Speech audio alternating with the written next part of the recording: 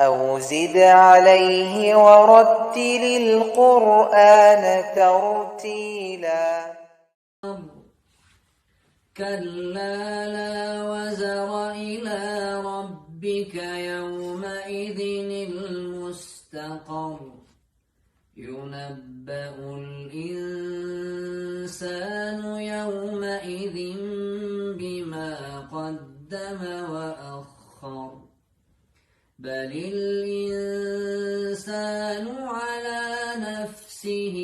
بصيرة ولو ألقى معاذيره لا تحرك به لسانك لتعجل به إن علينا جمعه وقرآنه فإذا فاتبع قرآنه ثم